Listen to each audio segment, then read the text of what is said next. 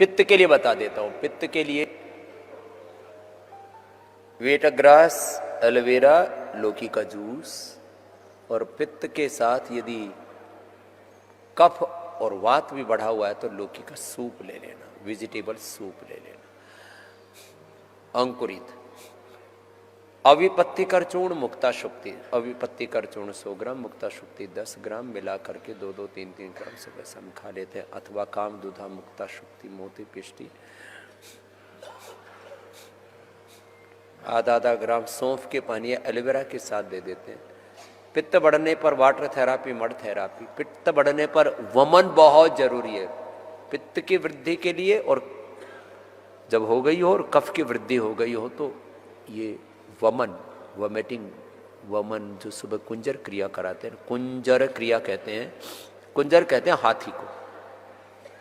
अश्वत्थामा हतो हता नरो वा कुंजरो, आपने सुना होगा। जैसे हाथी अपने सूंड में पानी भर के उसको बाहर एकदम से निकालता है, तो हाथी का अनुसरण करके कुंजर क्रिया की गई, उसका विधान है। तो कुंजर क्रिया बड़ी जबरदस्त होती है।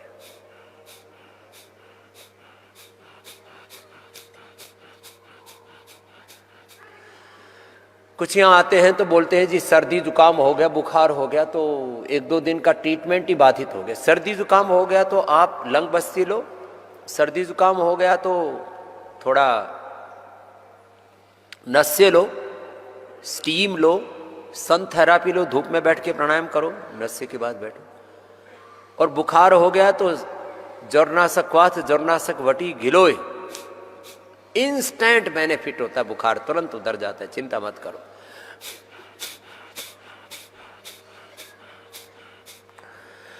पित्त बढ़ने पर थोड़ी मात्रा में अनार, थोड़ी मात्रा में सेव, छोटे छोटे उपाय अतिशय लाभ देते हैं।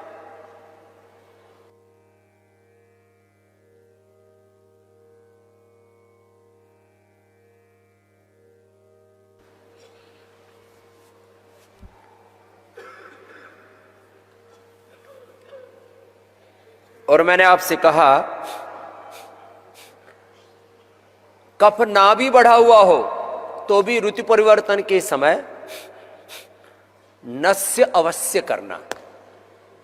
वीक में 1 बार, मैंने सबको बोला हुआ है, वीक में 1 बार कर लो, और जब ऋतु परिवर्तन हो तो 1 सप्ताह लगातार कर लो।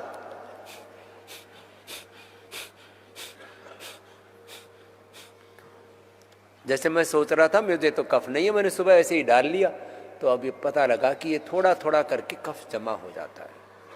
सप्ताह में 1 बार कर लोगे तो जमा नहीं होगा। अब जैसे हमने भूल की लगातार, मैं कहता हूं सप्ताह में 1 बार अवश्य करो। कई बार जब महीने में हम 1 बार करते हैं तो बहुत निकलेगा, 200-250 ग्राम निकलता है कफ, इतना जमा होता है, आपको पता ही नहीं लगता। 200-250, जिसको ऐसा लग रहा है ना कि मेरे तो नाक एकदम ड्राई है, मेरे तो कुछ नहीं है, जब नस्य करोगे ना, आंख से और नाक से, गले से, ऐसा बुरी हालात होगी तुम्हारी, छींक होगी, कम से कम 10-20 छींक आएंगी। तब तुम्हें पता लगा अरे हम तो मान रहे थे हमें तो कफ है ही नहीं। पित्त नहीं है, पित्त बढ़ने से एसिडिटी नहीं बढ़ती है, पित्त बढ़ने से बीपी बढ़ता है, पित्त बढ़ने से हार्ट की पल्पिटेशन बढ़ती है, पित्त बढ़ने से गुस्सा आता है, पित्त बढ़ने से मन अशांत होता है, मन में चंचलता रहती है, पित्त बढ़ने से सारे स्किन रोग होते हैं। फिर उसमें गोधन, अर्क, नीम, डर्माग्रिट, सौरोग्रिट, मिलिनोग्रिट, कायाकल्प, महामंजिष्ठाद्य, खद्रारिष्ट, कायाकल्प क्वाथ, सर्वकल्प क्वाथ, इससे बस्ती भी देते हैं, इसका एनिमा करवाते हैं, इसको फिर कायाकल्प लेप लगाते हैं, और एक स्पेसिफिक स्किन डाइट देते हैं। यद्यपि सन थेरापी आदि कराते हैं, और उससे सारे चर्म रोग ठीक होते हैं, लेकिन पित्त बढ़ने से होते हैं। एलोपैथी में कोई पूछे कि चर्म रोगों का कारण क्या है तो बता न सकेंगे। एलोपैथी में पूछे कि कफ रोगों का कारण क्या है, बता न सकेंगे।